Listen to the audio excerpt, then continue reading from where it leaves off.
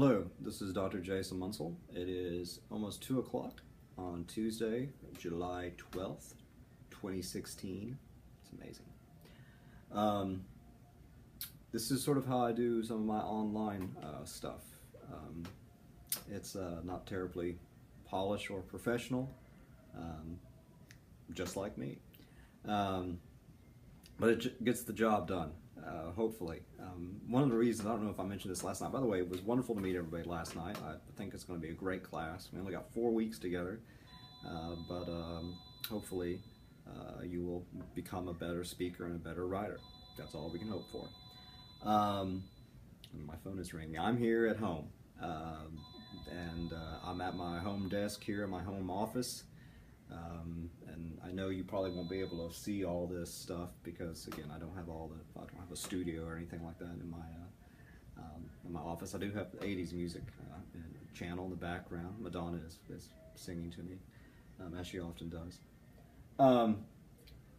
But I have put PowerPoints on, so you can take a look at these PowerPoints and listen to what I have to say, or you can just sort of follow along and just listen to what I have to say.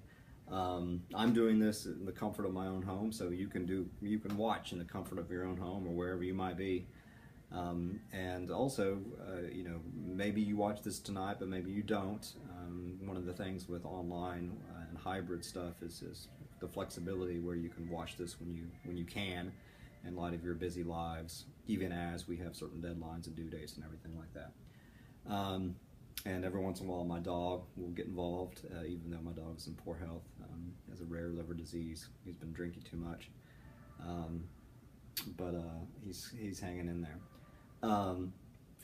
One thing before and I got several things that I'm going to try to get through. I'm sure this lecture will be I'm trying to make it not too terribly long, but I usually put everything, I load it up to my YouTube channel, and then I put links. And YouTube, or links on KC, and YouTube only allows like 15-minute things, and so I have to separate them out, so expect that. But in any case, by the way, I've got 2 classes going on. Oh, the book's right behind you, or right behind you. It's right behind my iPad. I just use my own iPad because we don't get cameras to do stuff like this, so we do it, I suppose. I don't know. Okay, so I sent you an email. We do have the research coach in here now, and so this is Miss Hood from the library, and she's got all these things in here that could help you out so far as finding information. Let's see what happened.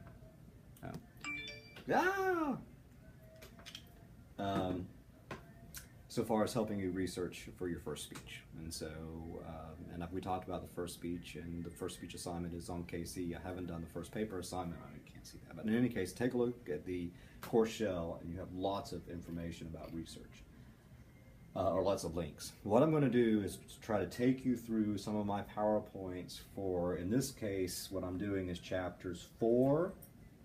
I'm going to sort of skipping 3, come back to 3 tomorrow night, face to face. 6, 7, and then a little bit of 23 and 25. So lots of stuff. So let's get to it. Chapter 4 is all about ethics. So here's the little PowerPoint.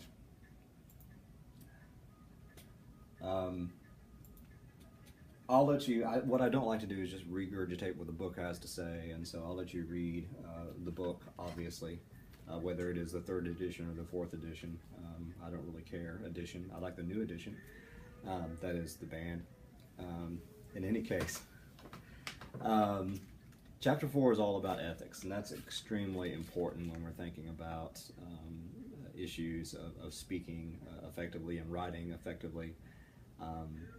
Just generally being a good person. One of the things that I like, well, first I go in and define what is ethics in the first place. Well, it's a branch of philosophy. It has to do with you don't have to take a philosophy class, I don't think. I don't know. But in any case, what is right or wrong? What is good behavior? What is wrong behavior? And usually it's very contextual. There are different ethical standards for different situations. There are certain ethical standards at Columbia College, very obviously, the pillars of honor and everything like that, if you've read up on all that. Here's the thing, though. One thing that I sort of implied yesterday or mentioned it, that a lot of folks, when they talk about rhetoric, they use it in a very sort of nasty way, or the politicians do in the news folks. Like, it's mere rhetoric. I'm just trying to say something, but I don't really mean it. And that's not the traditional academic liberal arts sense of rhetoric. As I said in class, rhetoric is the art of finding in any given situation the available means of persuasion. It's embedded in that as sort of a sense of ethics. So that second bullet point sort of says that. Again, I know you can't read that, but you can sort of follow along. And so Quintilian actually is somebody to know back. He was a Roman scholar. Basically, he said that the ideal speaker was a good person speaking well. So you want your audience, whether you're an author writing your paper or you're a speaker, you want your audience to think you're a good person. And so when it comes to this, I really like the idea of ethos. I think that's really, really important. So on the bottom of page 22, the book talks about the Greek word of ethos, which means character or credibility of the author or the speaker. And it has some very specific things about have a solid grasp of the subject, display sound reasoning skills, you're honest and unmanipulative, genuinely interested in the welfare of listeners. Goes back to our idea really of effective leadership. So that idea is very important. So you want to be a good person, but you also want your audience, your readers, to think you are a good person. But there's some complications always, because everything's contextual. So the only thing that we can sort of do, what is ethical in this particular situation might not be ethical in this other situation. I mean, there is no universal sort of morals. I mean, it's sort of kind of, but I mean, if somebody's trying to kill me, I'm going to try to kill them back in self-defense. But in any case, maybe that's a bad example. So when we think about ethical speaking, that context, there's lots of stuff that we need to consider. And that is things like respecting audience values, using free speech responsibly, that I'll let you read. That's so important.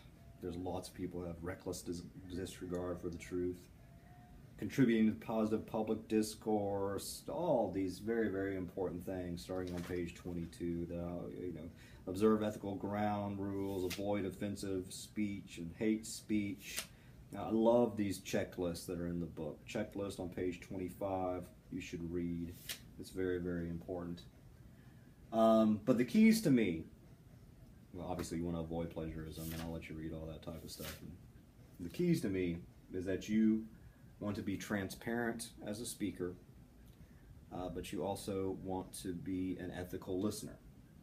And I think those two things are tied to, well, I've already said this, earning audience trust, respecting audience values, using free speech responsibly, contributing to positive public discourse, observing the ground rules, your community of honor at Columbia College, avoiding offensive language. Again, the checklist on page 25 is very important. It might be on 26 or some other thing, if it's a different edition. But what does that look like? What I've done here, oh, by the way, so far as plagiarism, on KC, I'll let you do this for fun, but there's a little survey that actually we use as faculty members at a faculty workshop, and it is adapted, so I adapted it, and it's adapted from Robert Harris, Using Sources Effectively. And you can do this on your own. It says 2015 because that's where it came from. But when you use your idea, you found in the source, you do not need to cite the idea if you put it entirely in your own words. That's false. If you summarize a general argument of a book into a paragraph of your own words, you still must cite the source. That's true. Always cite the source. So go through this, see how well you do, and if you have questions, let me know. but this might be a way to think about issues of plagiarism. In any case, the case studies that I have up here, I think, are sort of get at the core of what I'm talking about when I'm talking about ethical speaking and ethical listening. So, ethical case studies. Case study number 1. You are speaking on the topic of prison reform. In your research, you run across 2 public opinion polls. One of them, an independent survey by the Gallup poll, shows the majority of people in your state oppose your position. The other poll, suspect in its methods and conducted by a partisan organization, says the majority of people in your state support your position. Which poll do you cite in your speech? If you cite the second poll, do you point out its shortcomings? What do you do? It would be unethical, I would argue, just to use that partisan poll and completely ignore or do not give to your audience the independent survey, because you're hiding stuff from them. That's coercion. That's not ethical speaking.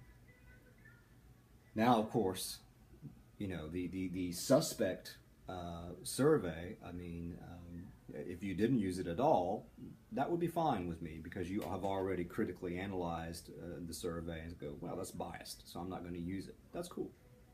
But even if you use that independent survey that didn't agree with you, that doesn't mean you have to agree with the survey. You can, you know, point out that, well, I have reasons to disagree with most people in my state. But you don't want to hide something from them if it's good, unbiased information. If you found it and you think it's an important part of your speech or your paper, to hide it from your reader, hide it from the audience, I think is unethical, if it's good, important information. Case study number 2. When listening to an informative speech by one of your classmates, you realize that much of it is plagiarized from a magazine article you read a couple of weeks ago. What do you do? What do you say? Blah, blah, blah, blah, blah. Do you remain silent? What do you do? I would like to know. Basically, because I see that as a teaching moment. A lot of people don't understand plagiarism and don't understand that you have to, you know, cite and quote and all that type of stuff. You can't just cut and paste.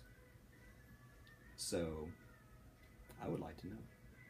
But avoid plagiarism, all that type of stuff. We wouldn't have to think about that. Don't do that. Don't read an article and just regurgitate it as your speech or your own essay. Case study 3. While researching your persuasive speech, you find a quote from an article by a highly respected expert that will nail down one of your most important points, but as you read the rest of the article, you realize the author does not in fact support the policy you are advocating. Should you still include the quote? You can, but what would you have to do to be ethical? You'd have to say, oh, and by the way, this person does not agree with me. If you did not say that, you're hiding stuff. You're not being transparent. You're being unethical.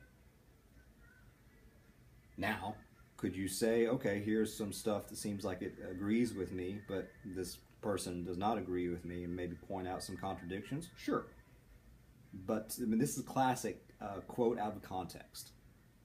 Like if I said, you know, I really like Sonic, and but, comma, but it's bad for you. And then somebody was giving a speech and said, well, Dr. Munsell said that everybody should go to Sonic every day and eat chili cheese conies because it's good for you, or it's good. And then quoted me by saying Sonic is really good.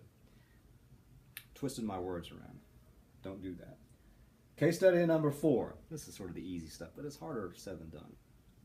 You are sitting in class in which a peer is giving a presentation. You're not too interested in the topic. You need to study for an exam later on. You're one of those good folks at feigning attention, though there's only 11 of us. It's going to be hard to feign attention in our class. But you can go sort of, yeah, when your mind is completely someplace else, or you're hiding something. What do? You got to listen. If somebody's getting up there, or somebody's writing something, you need to respect them enough to read it, or to listen up to what they have to say. That's one of the major problems, I think, with our society, is that folks are not courageous enough to listen to other folks, or too lazy. Case study 5. One of your peers is giving a persuasive speech supporting something you strongly disagree with. We should double the tuition at Columbia College so everybody can get a hot tub. Um,